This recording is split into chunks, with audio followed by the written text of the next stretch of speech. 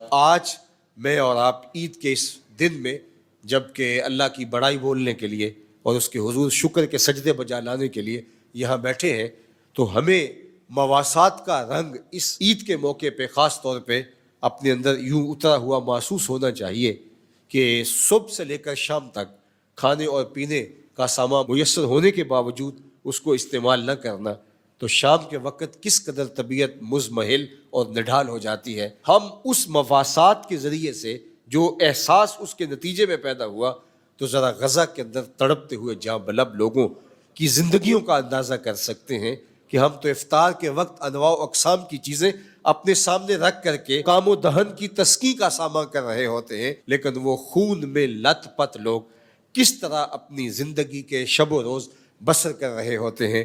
اور یہ ایک تصویر جو آپ نے سوشل میڈیا کے اوپر گھومتی ہوئی دیکھی، اس نے تڑپا کے رکھ دیا کہ انسانی بے گورو کفن پڑی ہوئی لاشوں میں سے ایک بچے کی لاش ایک کتا اٹھا لیتا ہے اور غزہ کی گلیوں میں، بازاروں میں اور صحراؤں میں گھومتا ہے۔ آج انسانی تقدیس کے قصیدے پڑھنے والے کہاں ہیں؟ آج انسانی تقدس کی بات کرنے والے کہاں ہیں؟ آج پوری دنیا کے اوپر قیامت کیوں نہیں آ گئی؟ تو یہ بات تو کم از کم طے ہوئی کہ دنیا دوہرے معیار کے اوپر گامزن ہے۔ دنیا کے اوپر معیار الگ الگ ہیں، مسلمان کے لیے الگ معیار ہے اور اپنے ہم مذہب لوگوں کے لیے الگ معیار ہے۔ ہمارے سامنے کشمیر کا مسئلہ بھی ہے جو ایک مدت کے ساتھ مسئلہ لا ینحل کے طور پہ موجود ہے۔ اس کو 75 سال سے زیادہ عرصہ بیت گیا ہے لیکن یہ حل نہیں ہو رہا، اور اس سے ملتا جلتا مسئلہ مشرقی تیمور کا تھا، وہ چٹکیوں میں حل ہوا۔ مسئلوں کی نوعیت تو ایک طرح کی تھی لیکن یہاں کٹنے والے، جان دینے والے، یتیم ہونے والے بچے مسلمان تھے، اور مشرقی تیمور کے اندر جو کٹ رہے تھے وہ عیسائی تھے، لہٰذا یہاں معیار اور ٹھہرا اور وہاں معیار اور ٹھہرا۔ تو یہ دنیا کے اوپر دو الگ الگ ضابطے چل رہے ہیں، لیکن میں سمجھتا ہوں کہ عید کے موقع پہ امت مسلمہ کو یہ طے کرنا ہوگا کہ جب ہمارے ساتھ یہ سلوک اور رویہ پوری دنیا نے روا رکھا ہوا ہے اور وہ بڑی ڈٹائی کے ساتھ چٹے دن میں ہمارے ساتھ جو ظلم کرتے ہیں اور انہیں شرم اور حیا بھی نہیں آتی، تو امت کو شرم کر کے، امت کو خود حیا کر کے اتحاد اور اتفاق کا راستہ اختیار کرنا چاہیے۔ امت راست اقدام ہو جائے، صرف اتحاد اور یگانگت کے راستے پہ آ جائے، مجھے یقین ہے کہ ایک گولی بھی نہیں چلانی پڑے گی، اللہ مسلمانوں کو سرخرو فرما دے گا۔ لیکن ہم اپنے مفادات کی دلدل میں پھنس کر کے تفریق در تفریق کے عمل سے گزر کے ہمیشہ شر اور ظلم کے نظام کا حصہ بن گئے۔ اللہ تعالیٰ کی بارگاہ میں عید کے اس مبارک اجتماع کے موقع پر آپ سارے لوگوں کی آمین کے ساتھ دعا ہے کہ اللہ، ہم تیرے حضور ملتجی ہیں عید کے اس مبارک دن اپنے غزہ کے اندر تڑپتے ہوئے ان بھائیوں کے لیے، اللہ ان کی مدد اور نصرت فرما اور ان کی اعانت فرما، اپنا خاص کرم فضل ایک ایک لمحہ ان کی زندگی میں اتار دے۔ نبی یا ایہا الذین آمنوا صلوا علیہ وسلموا تسلیما اللہم صلی علی سیدنا و مولانا محمد معدن الجود والکرم و آلہ و صحبہ و بارک وسلم۔ حمد و صلات کے بعد معزز محتشم مکرم ذی وقار علماء کرام، حضرات سامعین، میں اور آپ آج اپنے آقا و مولا حضور ختمی المرتبت صلی اللہ علیہ وآلہ وسلم کے حضور اپنی عقیدتوں، محبتوں اور نیازمندیوں کا خراج پیش کرنے کے لیے المصطفیٰ اسلامک سینٹر علی والا کے زیر اہتمام منعقدہ اس اجتماع میں حاضر ہونے کا شرف پا رہے ہیں۔ بارگاہ عزتی میں دعا ہے کہ ہماری حاضری کا ایک ایک لمحہ قبول اور مستجاب فرمائے۔ بارگاہ ناز میں ہماری عقیدتوں کا نذرانہ، یہ میری اور آپ کی سعادت مندی ہے اور خوش بختی بھی، اس لیے کہ آپ کا میلاد، آپ کا ذکر نور، آپ کا تذکرہ رحمت ہمارے اوپر اس لیے بھی ضروری ہے کہ ہم بغیر کسی محنت کے، بغیر کسی مشقت کے دین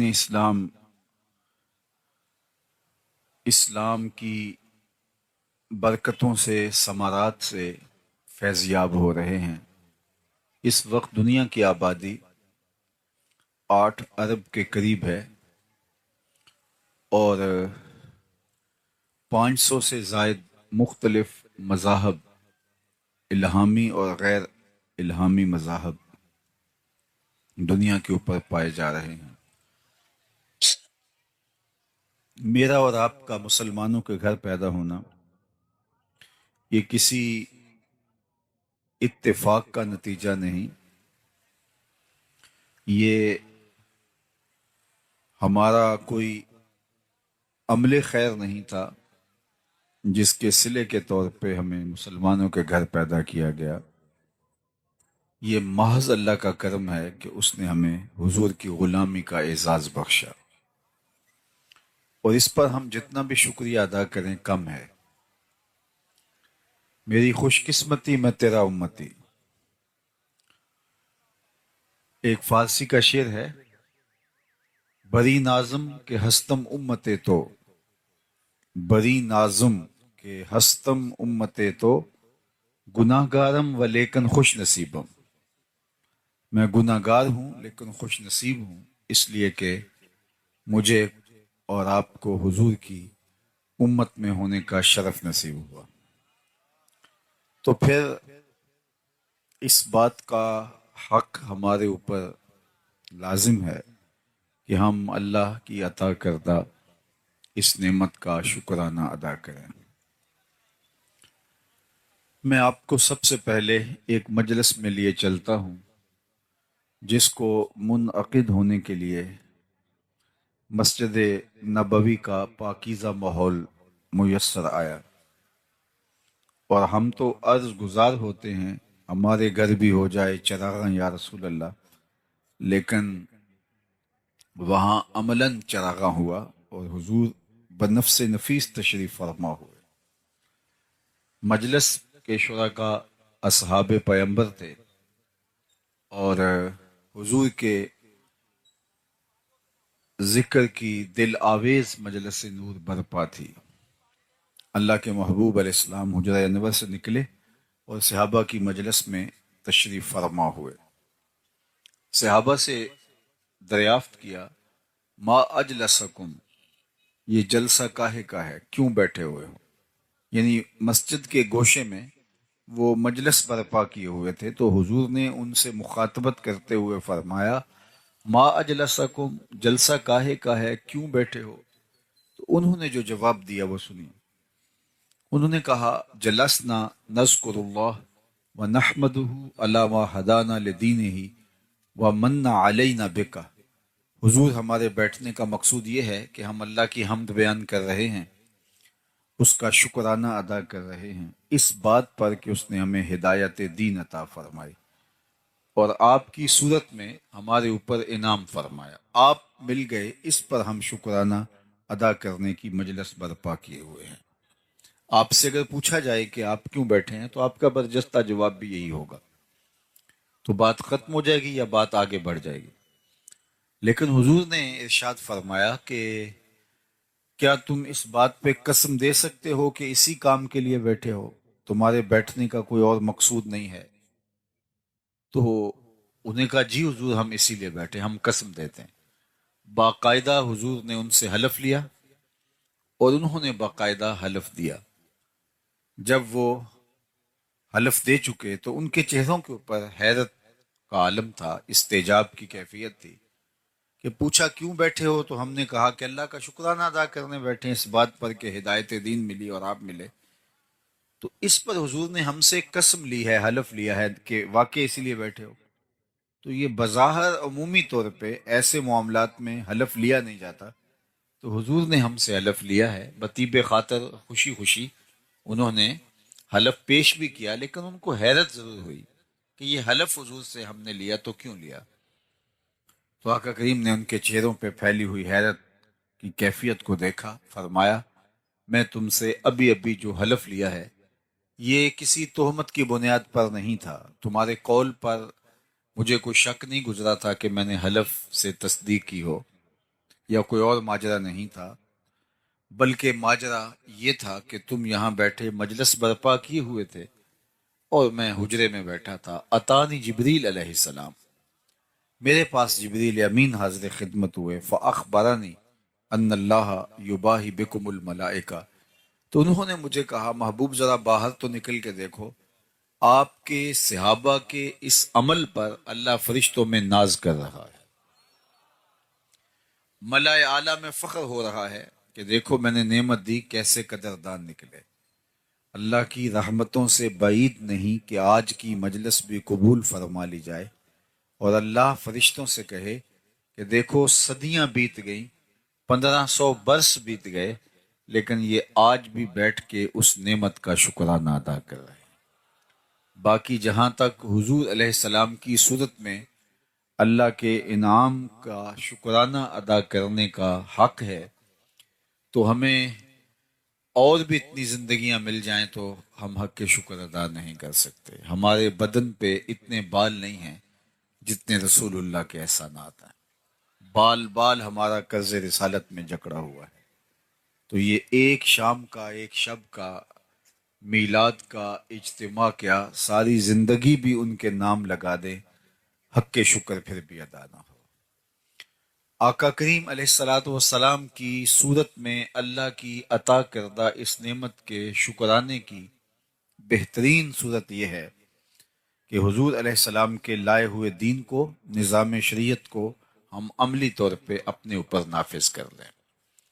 اس سے اللہ اور اس کے رسول کی محبت ہمیں حاصل ہو پائے گی۔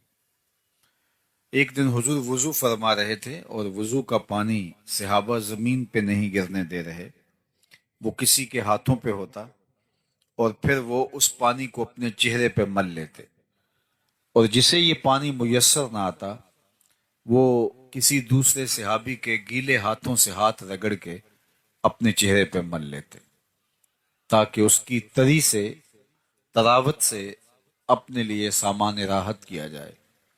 تو آقا کریم نے صحابہ کی اس محبت کو دیکھا تو ارشاد کیا کہ ما یحملکم علی ھذا، اے صحابہ تمہیں اس بات پر کس نے ابھارا ہے کہ تم میرے وضو کے پانی کو بھی زمین پہ نہیں گرنے دیتے؟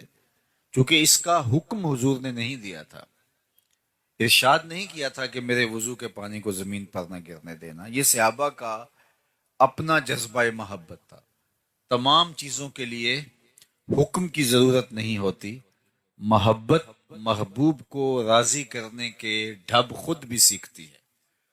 محبت خود محبوب کی منشا، محبوب کی رضا، محبوب کی خوشنودی اور ادب کی رعایت بجا لانے کے طریق خود دریافت کرتی ہے۔ اور صحابہ کی زندگی میں یہ ایک بار نہیں ہوا، کئی بار ہوا۔ صلح حدیبیہ کے موقع پر بھی یہ منظر دیکھنے کو ملا، جس پر عروہ بن مسعود الثقفی نے اعتراض کیا تھا، کتب حدیث میں موجود ہے۔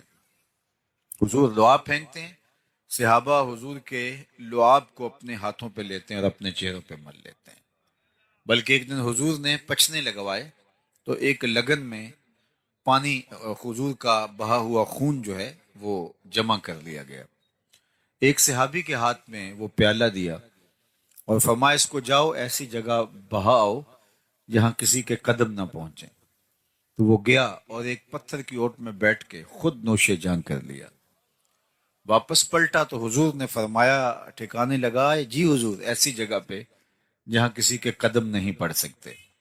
تو حضور مسکرائے اور فرمایا لعلک شربت، شاید تم نے پی لیا ہے۔ قال نعم، جی حضور، میں نے سمجھا ایسا مشروب کہاں ملے گا، میرے خون میں حضور کا خون شامل ہو جائے تو اور کیا چاہیے۔ آقا ناراض نہیں ہوئے کہ تو نے خون کیوں پیا، بلکہ حضور نے جو تاریخی جملہ ارشاد فرمایا وہ یہ تھا، یا غلام قد حررتا نفسک، قد حررتا، नफ्सक मिन अन्नार, ए बेटे तूने अपने आप को आतिश दोजख से बचा लिया है। तो सहाबा न हुजूर के वजू का पानी ज़मीन पे गिरने दें, न हुजूर का लुआब रहमत ज़मीन पे गिरने दें। और ये उनकी मोहब्बत का एक ढंग था और हुजूर के प्यार का एक उसलूब था जो उनके इश्क ने उनको सिखाया था। उनकी मोहब्बत ने उनको ये दर्स दिया था कि महबूब के आज़ाए नूर की उतरन को भी ज़मीन पे न जाने दिया जाए, उसको भी अपने चेहरों पे मला जाए। कायनात में किसी ने सहाबा जैसा कोई आशिक नहीं देखा होगा, लेकिन मैं आपको बताऊं कि इश्क की फरावानी, इश्क का जोर हुस्न की फरावानी की वजह से होता है। जितना हुस्न फरावा हो उतना इश्क जोरावर होता है। तो कायनात में अगर सहाबा जैसा कोई आशिक नहीं मिलता तो हुजूर जैसा सोना भी जमाने में कोई नहीं है। लखा आए लोग जमाने ते महबूब खुदा जहा कोई नहीं, लखा सोने बन बन बहिंदे ने ओदी खाके पा जहा कोई नहीं। हजरत अबू हुरैरा तो बोले कल कमरे लैलतल बद्र लम अरा कबलहू वला बादहू मिसलहू। क्या पूछते हो, हुजूर 14वीं रात के चमकते हुए चांद की तरह थे। फिर कहा नहीं नहीं नहीं, हुजूर जैसा ना पहले देखा ना बाद में देखा। हजरत हसन बिन साबित बोले कैसे देखते, किसी माँ ने जन्म दिया होता तो देखते। खुदा ने वो सच्चा ही पन छड़िया जिहदे विच मुहम्मद नूं टालिया सी। हसीना जमीला दा मुंह मोड़ दिता, मुहम्मद बना के कलम तोड़ दिता। वो पैकर तराशा, वो हुस्न दिया, वो जमाल बख्शा, वो खूबसूरती दी। अल्लाह अकबर के हुस्न खत्म है। किसी ने कहा था कि हुस्न जेदा पानी परे इश्क भी गुलामी करे। हुस्न ओदा पानी परे इश्क भी गुलामी करे। चंन सीना चीर देवे जिदों इशारा करे। जेड़ा ओनू वेखे फिरे दिल नू संभालदा, लब के ले आवां कित्थों सोना तेरे नाल। वो जमाल दिया, वो खूबसूरती दी। आपने मोहब्बत की लोक दास्तानें सुनी होंगी, लेकिन कभी आपने ये नहीं सुना होगा कि किसी मुहिब ने महबूब के लुआब को अपने हाथों पे लिया हो और अपने चेहरे पे मला हो।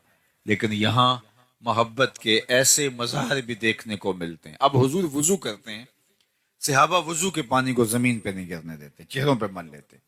आका करीम ने उनसे पूछा मा यहमिलुकुम अला हाजा, मैंने तो इसका हुक्म नहीं दिया, तुम ऐसा क्यों कर रहे हो?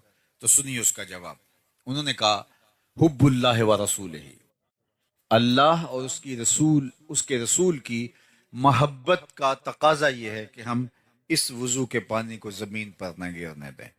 तो अल्लाह के महबूब ने उनकी तरदीद नहीं की, उनको इस काम से रोका नहीं, उनको इस काम से मना नहीं किया, बल्कि अल्लाह के महबूब की दूर अंदेश निगाह आने वाले हालात का मुलाहजा फरमा रही थी कि आने वाले लोग कहीं मोहब्बत के इन मज़ाहर पर ही मौकूफ न रहें और बाकी दीन उनकी नज़रों से ओझल न हो जाए और तर्क न कर बैठे। तो आका करीम ने सहाबा से मुखातबत करते हुए फरमाया, सहाबा तुम्हारा ये अमल इसलिए है कि अल्लाह उसके रसूल की मोहब्बत, तो सुनो जो अल्लाह उसके रसूल की मोहब्बत चाहता है और ये चाहता है कि अल्लाह और उसका रसूल उससे मोहब्बत करे और वो अल्लाह उसके रसूल से मोहब्बत करे, तो उसका ये काम अपनी जगह पे उसको 3 काम करने चाहिए। सबसे पहली बात, जब बोले सच बोले, उसके जिंदगी में कभी झूठ नहीं बोलना चाहिए।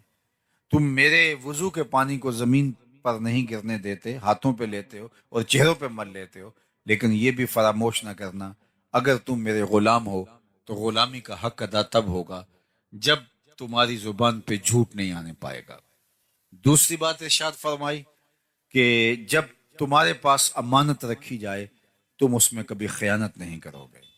और तीसरी बात इरशाद फरमाई, तुम्हारी हमसायगी में कोई आ बसे तो तुम हक के मुजावरत अदा करोगे, हमसायगी के हक का, हुकूक का लिहाज रखोगे। यानी तुम्हारा ये अमल, सुभान अल्लाह, लेकिन ये 3 चीजें तुमसे फरामोश नहीं होनी चाहिए। सबसे पहली, जब भी बोलो सच बोलो। मैं और आप कैसे झूठ बोल सकते हैं जबकि हमारे आका व मौला को काफिर भी सादिक व अमीन कहते थे। अगर हम झूठ इसके बावजूद भी बोलते हैं तो फिर समझिए हमें दीन की समझ और दीन का फहम ही नहीं आया। हम अपने नबी से जो प्यार का रब्त रिश्ता रखते हैं वो हमारा अधूरा है, पूरा नहीं है। हुजूर से पूछा गया مومن بزدل ہو سکتا ہے؟ فرمایا نہیں، مومن بہادر ہوتا ہے.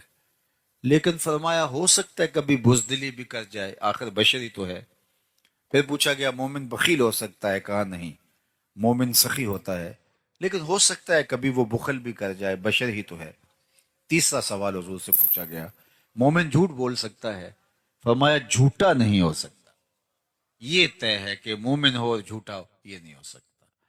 تو سچ بول کے آپ تکلیف بھی اٹھا لیں، سچ بول کے اس کی کوئی آپ کو قیمت بھی دینی پڑے، سچ بول کے آپ نقصان بھی اٹھا لیں، لیکن آپ کے دل کو قرار نصیب ہوگا.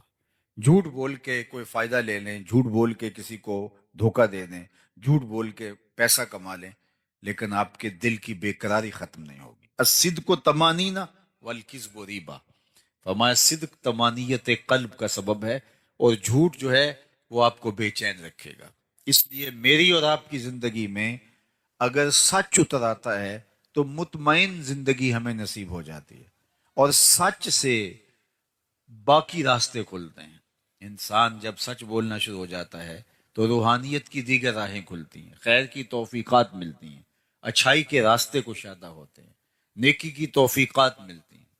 انسان اعمال صالحہ کا نور پاتا ہے، لیکن اگر وہ جھوٹ بولنا شروع کر دیتا ہے تو اس کی ساری محنتیں ضیاع اور نقصان کا سبب اور ذریعہ بن جاتے ہیں. اس لیے ہمیں اپنی زندگی میں کبھی بھی جھوٹ کو داخل نہیں ہونے دینا چاہیے، چاہے سچ بول کر ہمیں کتنا ہی نقصان کیوں نہ اٹھانا پڑے، اور جھوٹ کا کتنا ہی فائدہ کیوں نہ ہو، ہمیں اس فائدے پر نظر نہیں رکھنی چاہیے. ہمیں ہمیشہ سچ کو شعار بنانا چاہیے. ایک حدیث پاک میں آتا ہے کہ جب کوئی شخص جھوٹ بولتا ہے تو اس کے منہ سے بدبو نکلتی ہے. عام لوگ تو اس کو محسوس نہیں کر پاتے، لیکن اللہ کے نورانی حساس رحمت والے فرشتے اس منہ سے نکلنے والی سمیل کو محسوس کرتے ہیں اور ایک میل پیچھے ہٹ جاتے ہیں. جو فرشتے ہمارے گھروں میں ہمارے حصے کی رحمتیں دینے کے لیے آ رہے ہوتے ہیں، رحمت کی ڈلیوری ہمیں دینے آ رہے ہوتے ہیں، تو وہ جھوٹ کی وجہ سے ایک میل پیچھے ہٹ جاتے ہیں. اور مجھے بتاؤ، جس گھر میں باپ بھی جھوٹ بولے، ماں بھی جھوٹ بولے، بہنیں بھی جھوٹ بولیں، بچے بھی جھوٹ بولیں، بہویں بھی جھوٹ بولیں، صبح دوپہر شام جھوٹ ہی جھوٹ ہو، تو اس گھر سے تو بدبو کے ببوکے اٹھ رہے ہوں گے. فرشتے کئی کئی میل باہر وہ خیر کے برکت کے پارسل لیے ہمارے حصے کے شہر سے باہر کھڑے ہوں گے کہ آگے جا کیسے پائیں، آگے تو عفونت پھیلی ہوئی ہے بدبو کی وجہ سے. اب ہوا کیا کہ ہمارے حصے کی جو رحمت فرشتوں نے لے کے آنی تھی، وہ بدبو کی وجہ سے فرشتے آگے آ نہیں پا رہے، اور ہم کو اتنا موقع ان کو نہیں دے رہے کہ ماحول میں پاکیزگی آ جائے اور وہ اندر آ جائیں. ہم ابھی پہلی بدبو ختم نہیں ہونے پاتی کہ پھر جھوٹ بول کے نیا تعفن پھیلا دیتے ہیں، اور اب گھر کے اندر بے برکتی، نحوست.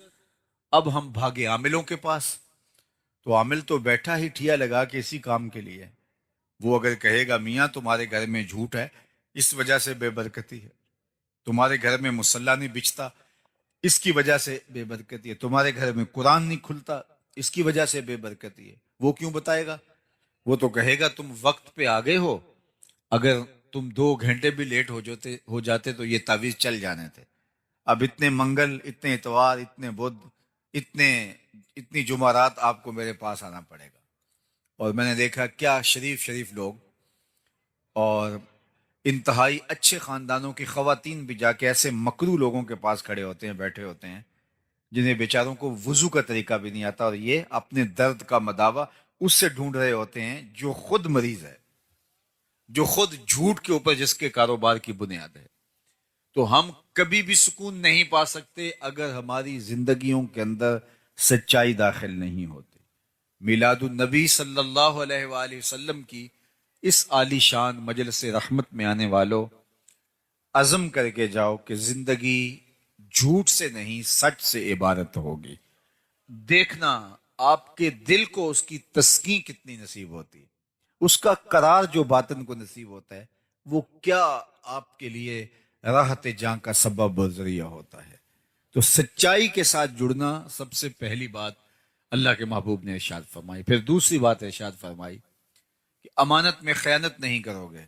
اگر تم یہ چاہتے ہو کہ اللہ اس کے رسول سے محبت کرو اور اللہ اور اس کا رسول تم سے محبت کرے تو کبھی خیانت نہیں کرو گے امانت کے اندر جو تمہارے پاس رکھی گئی. اور ہم تو قرض لے لیں تو دعا مانگ رہے ہوتے ہیں کہ جس سے قرضہ لیا وہ فوت ہی ہو جائے, اور قرضہ واپس لینے کے لیے اس کو دلیلیں دینی پڑتی ہیں کہ میاں مجھے ضرورت پڑ گئی ہے اس لیے تجھ سے مانگ رہا ہوں, اور وہ پھر فون بھی نہیں اٹھا رہا ہوتا حالانکہ اس نے قرض لیا ہوتا ہے, اس کے اوپر لازم ہے اس کو لٹائے. لیکن ہم لوگوں سے لیا ہوا قرضہ ہڑپ کر جاتے ہیں, لوگوں کی جائیدادوں پہ قبضہ کر جاتے ہیں, لوگوں کی زمینوں پہ قبضہ کر جاتے ہیں, دیوار رکھتے ہوئے ہمسائے کا کہ 2 انچ دبا لینا فن سمجھتے ہیں, جبکہ کسی نے ایک بالشت برابر کسی کی زمین ہتھیائی. یعنی ایک بالشت کے برابر یہ کتنی ہوتی ہے, اتنی کسی کی زمین ہتھیا لی, کل قیامت کے دن 7 زمینوں کا توق بنا کے اس کے گلے میں ڈال دیا جائے گا. آج ہم اگر کسی سے خیانت کرتے ہیں, کسی کا مال دبا لیتے ہیں, کسی کی امانت ہڑپ کر جاتے ہیں, تو آج وہ سول کورٹ میں چلا جاتا ہے, سیشن کورٹ میں چلا جاتا ہے, ہائی کورٹ میں چلا جاتا ہے, سپریم کورٹ میں چلا جاتا ہے, سنوائی نہیں ہوتی مظلوم کی, اور وہ طاقتور ہے, پیسے دے کے, مال دے کے, وہ رشوت دے کے, اثر و سلوک کے ذریعے سے, سفارش کے ذریعے سے جیت جاتا ہے. تو کیا کام ختم ہو جائے گا؟ نہیں. اللہ نے ایک عدالت رکھی ہوئی ہے جو سب سے آخر میں لگے گی. وہاں ایک ایک چیز کا فیصلہ ہونا ہے. وہاں ترازو کے دونوں پرڑے صحیح صحیح تولتے ہیں. وہاں کسی کی سفارش نہیں چلتی, اور نہ ہی کوئی مکر و فریب سے, دجل و تلبیس سے تگڑا وکیل کر کے اس کے ذریعے سے جو ہے وہ دھوکہ کر سکتا ہے. وہ دن آنے والا ہے. اور اس وقت سکہ رائج الوقت کیا ہوگا. آج تو کسی کا کوئی ہم حق مار لیں تو پیسے دے کے جان چھڑا لیتے ہیں. قیامت کے دن تو پیسہ کسی کے پاس نہیں ہوگا, سارے پیسے یہاں چھوڑ جائیں گے. قیامت کے دن ساری زمینیں دولتیں یہاں چھوڑ جائیں گے, خزانے مال مویشی سب یہاں چھوڑ جائیں گے. وہاں تو کچھ بھی نہیں ہوگا ہمارے ہاتھ میں. کیا ہوگا وہاں؟ سکہ رائج الوقت اعمال ہوں گے. اگر کسی نے کسی کا حق غصب کیا ہوگا تو اس کے بدلے کے اندر چھٹنے کے لیے اس کو اپنے عمل دینے پڑیں گے, اور اگر عمل دے کے بھی جان نہ چھوٹتی ہوئی تو اس کے گناہ لینے پڑیں گے. اور اگر کسی نے کسی کے 3 پیسے دبائے, 3 روپے نہیں 3 پیسے دبائے, اس کے عوض میں اس کو 700 نمازیں جو جماعت کے ساتھ پڑھی ہیں وہ دینی پڑیں گے. صرف 3 پیسوں کے عوض 700 نمازیں عمل کی اس کے بدلے میں دینی پڑیں گی, تب وہ 3 پیسوں کا حساب برابر ہوگا. اور جو لاکھوں دبا چکا ہے, میں تو حساب کر رہا تھا ایک دن کہ اگر 2-3 ہزار روپے بھی اگر کسی نے دبا لیے تو ساری زندگی کے عمل, نمازیں, حج, عمرے سب کچھ چلا جائے گا. تو سب سے پہلے ہمیں اپنی آخرت کو صاف کرنا ہوگا اور اپنے انجام اور معال کار کی بہتری کے لیے کوشش اور محنت کرنی ہوگی. یہ زندگی بڑی تیزی کے ساتھ گزر رہی ہے, اور میں اور آپ لمحہ لمحہ موت کے قریب ہو رہے ہیں. تو کہیں مغالطے میں نہ رہیے گا. آج ایک بندہ ساری زندگی رشوت لیتا ہے, مال لوٹتا ہے, اور لوگوں کی جیبوں پہ نظر رکھ کے لوگوں کو بلیک میل کرتا ہے, اور ریٹائرمنٹ کے بعد وہ ٹوپی پہن کے پہلی صف میں آ کے بیٹھ جاتا ہے. اللہ اس کے سجدے قبول کر لے, مجھے کیا اعتراض ہے. لیکن جو لوگوں کو دیے گئے چکر ہیں, لوگوں کا لوٹا ہوا مال ہے, وہ بہر صورت اس کو ادا کرنا پڑے گا. یہاں نہیں اگر کرتا تو قیامت کے دن اس کو بہر صورت ادا کرنا پڑے گا. وہ دن آنے والا ہے. ثم لتسألن یومئذ عن النعیم. اس دن ایک ایک نعمت کے بارے میں پوچھا جائے گا اور ایک ایک چیز کا سوال ہوگا. تو قبل اس سے کہ وہ وقت آئے کوئی حجت باقی نہ رہے, مجھے اور آپ کو اپنے اعمال کی جواب دہی کے لیے تیار ہونا چاہیے. دیکھو, امانتوں کو واپس کرنا, اور وہ کوئی ٹھوس چیز ہو, پیسے ہوں, مال ہو, مویشی ہوں, وہ تو بڑی بات ہے. ہمارا دین تو اتنا حساس ہے کہ اگر تم سے کوئی بات کر رہا ہو اور بات کرتے کرتے وہ دائیں بائیں دیکھے تو فرمایا گیا کہ یہ بات تمہارے اوپر لازم ہے کہ امانت ہے, اس کو تم کسی کے آگے بیان نہیں کرو گے. اس لیے کہ بات کرتے ہوئے اس نے دائیں بائیں دیکھا تھا, اس لیے وہ چاہ رہا تھا کہ میری بات کسی تک نہ پہنچے. اب تمہارے سینے میں امانت بن کے ساری زندگی رہنی چاہیے. تو جو دین اتنا حساس ہے کہ باتوں کی امانتوں کے اندر بھی خیانت نہ ہو، تو کوئی کسی کا مال ہتھیا لے اور خیانت کرے تو ہمارا دین کیسے اس کو گوارا کر سکتا ہے؟ اور آخری بات جو اللہ کے محبوب نے ارشاد فرمائی وہ یہ تھی کہ تمہاری ہمسائیگی میں کوئی آ بسے تو حق مجاورت ادا کرو گے، ہمسایوں کے حق ادا کرو گے۔ ہمسائے کے حقوق کے بارے میں فرمایا کہ مجھے اس قدر تاکید کی گئی، اللہ کے پیارے محبوب صلی اللہ علیہ وآلہ وسلم ارشاد فرماتے ہیں مجھے ہمسایوں کے حقوق کے حوالے سے اس قدر تاکید کی گئی کہ مجھے لگا کہیں وراثت میں حقدار نہ ٹھہرا دیا جائے، اس قدر تاکیدات فرمائی گئی۔ اللہ اکبر۔ اور قیامت کے دن سب سے پہلے جو شکایت لے کے حاضر ہوگا وہ ہمسایہ ہوگا، اس نے مجھے دکھ دیا تھا، ہمسائیگی کا خیال نہیں رکھا۔ سب سے پہلے جو پیش ہوگا شکایت لے کر وہ ہمسایہ ہوگا۔ تو یہ مجھے اور آپ کو دیکھنا چاہیے، اور یہ بات ذہن میں رکھیے گا، ہمسایہ وہ نہیں ہے جس کا دروازہ آپ کے دروازے کے سامنے ہے، جس کی دیوار آپ کی دیوار کے ساتھ لگتی ہے، صرف وہی ہمسایہ نہیں، 40 گھروں تک ہمسائیگی ہوتی ہے۔ تو آپ کے طرف میں جو 40 گھر ہیں وہ ہمسائے ہوتے ہیں۔ تو اگر اس یونٹ کو ہم سنبھال لیں اور 40 گھر جو ہمسائے بنتے ہیں وہ ایک دوسرے کا خیال رکھنا شروع کر دیں، اور وہ اپنے اوپر لازم قرار دے دیں کہ ہم اپنے ہمسایوں کا خیال کرنا ہے، ان کی بیٹیاں جوان ہیں تو وہ ہماری بیٹیاں ہیں، ان کے ہاتھ ہم نے پیلے کرنے، اگر وہ غریب ہے تو۔ بچے بڑے ہو رہے ہیں اور وہ تعلیم پانے کی اہلیت نہیں رکھتے، مالی اسباب ایسے نہیں ہیں، تو ہمسایوں کی ذمہ داری ہے کہ وہ ان کی تعلیم کا بندوبست کرے۔ اگر اس یونٹ کو ہم سنبھال جائیں تو میں سمجھتا ہوں کہ یہ یونٹ ایسا ہے جو معاشرہ کھڑا کر دے۔ اور 2-3 جو ہمسائیگی کے دائرے ہیں یہ مل کر ایک مسجد کا نظام بنتا ہے، 100-125 لوگوں کے گھروں کے اندر ایک مسجد ہوتی ہے، اور مسجد کی انجمن ساری نظر مولوی صاحب کے اوپر رکھنے کی بجائے محلے کے غریبوں پر، لاچاروں پر، کمزوروں پر، بیوگان پر، اراملہ پر، مساکین پر، یتامہ پر، کمزوروں پر رکھیں، اور وہ مل جل کر کے اس محلے کو ایک دوسرے کے لیے ہمدردی ایثار کے جذبوں سے بھر دیں، تو ایک صالح اور پاکیزہ معاشرہ ترتیب پائے گی۔ لیکن میں اور آپ اپنی زندگیوں میں اگر غور و فکر اور تدبر کریں تو ہم اپنی ذاتی زندگی جی رہے ہوتے ہیں، ہمیں اپنے ہمسایوں سے کوئی غرض نہیں ہوتی، اور جس کا عملی نتیجہ کیا ہے کہ ایک نہ صالح معاشرہ بن سکا اور نہ ہی مطمئن معاشرہ بن سکا، اور جس کا نتیجہ یہ ہے کہ بس ہم ایک خود غرض معاشرے کے ایک فرد ہیں جو ہجوم کے اندر رہ کے بھی تنہائی کا شکار ہیں۔ تو ہمیں دوبارہ اپنے آپ کو دیکھنا ہوگا، دین کو دوبارہ سمجھنے کی کوشش کرنا ہوگی، دوبارہ ریوزٹ کرنا ہوگا دین کو، کیونکہ ہم منبر و محراب سے عمومی طور پہ فضائل کے باب ہی سنتے سنانے کے عادی ہو گئے ہیں، لیکن ہمیں دوبارہ خود بھی غور کرنا ہوگا کہ ہمارے دین نے ہمیں رشتہ داروں کے حقوق دیے ہیں، ہمسایوں کے حقوق دیے ہیں، ماں باپ کے حقوق دیے ہیں، بلکہ حضور نے فرمایا راستوں میں نہ بیٹھا کرو۔ عرض کی حضور یہ تو ہمارے بیٹھنے کی جگہ ہیں، فرمایا پھر اس کا حق ادا کرو۔ عرض کی حضور حق الطریق کیا ہے؟ فرمایا امر بالمعروف نہی عن المنکر، اور راستے میں گری پڑی کوئی چیز اٹھانا تاکہ راستے کی رکاوٹ ختم ہو، اور اگر کوئی بھٹکا ہوا شخص ہو تو اس کو راستہ دکھانا۔ اگر تم یہ حق ادا کرنے کی اہلیت رکھتے ہو پھر تمہیں حق ہے کہ تم راستے میں بیٹھ سکو، ورنہ تم راستے کے اندر جو ہے وہ نہیں بیٹھ سکتے۔ تو آج میں اور آپ اپنی زندگی پہ ضرور غور کریں۔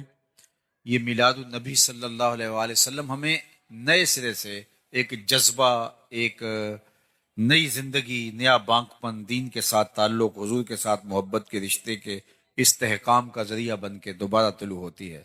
تو آئیے میں اور آپ آج کے اس اجتماع کے اندر یہ عزم کر کے اٹھیں کہ آج کے بعد زندگی میں جھوٹ نہیں بولیں گے، اور یہ کوئی مشکل نہیں ہے، اگر انسان عزم کر لیتا ہے اللہ مدد فرماتا ہے۔ مجھے نہیں پتا اس آپ کے علاقے کی آبادی کتنی ہے، 1 لاکھ نفوس ہیں، 2 لاکھ نفوس ہیں، یا کم ہیں یا زیادہ ہیں، اور اس میں سے یہ چند ہزار لوگ ہیں، لیکن اگر یہ چند ہزار لوگ بھی عزم کر لیں کہ ہم جھوٹ نہیں بولیں گے، کل سے ہی آپ کا علاقہ بدلا بدلا دکھائی دے گا۔ ہمیں عزم کرنا ہوگا. لیکن اگر ہمارا کام صرف سننا ہے اور چلے جانا ہے تو یہ تو ہم مدتوں سے سنتے آئے ہیں. بڑے بڑے جلسے ہوتے ہیں، سنتے ہیں، نعرے لگاتے ہیں، واپس آ جاتے ہیں. تو اس سے ہم نے لیا کیا، اخذ کیا کیا، حاصل کیا کیا؟ مجھے بتائیے، آپ کسی دعوت میں جائیں اور کھانے دیکھ کے آ جائیں تو اس سے آپ کی پیاس مٹ جائے گی، بھوک مٹ جائے گی. آپ جب کسی کھانے کی مجلس میں جاتے ہیں تو اپنی ضرورت کے مطابق آپ حلق سے نیچے اتارتے ہیں. تو آپ جب اس مجلس کے اندر آئے ہیں تو پھر عمل کا حصہ لینا چاہیے. صحابہ حضور سے 10 آیات سیکھتے تھے، اگلی 10 پر تب عمل کرتے تھے، 10 تب سنتے تھے جب پہلی 10 پہ عمل ہو جایا کرتا تھا. تو مجھے بھی اور آپ کو بھی عمل کی طرف بڑھنا ہوگا، چونکہ نماز عشاء کا وقت ہوا چاہ رہا ہے اور میں اپنی گفتگو کو طوالت نہیں دینا چاہتا. اللہ کی بارگاہ میں آپ سارے لوگوں کی آمین کے ساتھ دعا ہے کہ اللہ تعالی ہمیں ان چیزوں پہ توفیق عمل عطا فرمائے. باقی بالکل آپ کے جہاں تشریف فرمائے اس کے ساتھ المصطفیٰ اسلامک سینٹر، ہمارے عالی مرتبت مبلغ علامہ وحید مصطفی صاحب نے بہت محنتوں کے ساتھ یہ قائم کیا اور اب یہ ضروری تعمیرات کے ساتھ منصہ شہود پہ آ گیا. تعلیم و تعلم کا باقاعدہ سلسلہ بھی وہاں جاری ہے اور مزید اس کی توسیعات بھی جاری ہیں. تو میں آپ سے کہوں گا کہ صرف یہ ایک دن کے لیے یہاں جمع ہو کر کے اپنے جذبوں کا اظہار نہ کیجیے، بلکہ اس مرکز کے ساتھ عملی طور پہ وابستہ ہو جائیے. اس مرکز میں آ کے سیکھیے، اپنے بچوں کو داخل کروائیے، مالی اعانت کیجیے، اخلاقی مدد کیجیے، اور جو ہے وہ یہ مرکز اس پورے علاقے کے لیے رشد و ہدایت کا، خیر و برکت کا ضامن بن کے ابھرے. اللہ ہمارے عالی مرتبت محترم جناب قاری عبدالوحید صاحب کو بہتر جزا عطا فرمائے اور ان کے رفقائے کار، ان کے دوست احباب، اراکین انجمن، اللہ ان کو بھی جزائے خیر دے کہ وہ اس مرکز کو آگے لے جانے کے لیے اپنی تمام تر صلاحیتوں کو بروئے کار لائیں. والسلام علیکم ورحمۃ اللہ وبرکاتہ. اللہم صلی علی سیدنا و مولانا محمد معدن الجود والکرم وآلہ وصحبہ وبارک وسلم. اللہ اٹھے ہوئے ہاتھ کبھی بھی خالی نہ موڑنا، پھیلی ہوئی جولیاں رحمتوں سے بھر دینا، بخت کی بہاریں نصیب فرمانا، آنے والوں کو واپس گھروں میں پہنچنے سے پہلے پہلے اس اجتماع کی برکت نصیب فرمانا.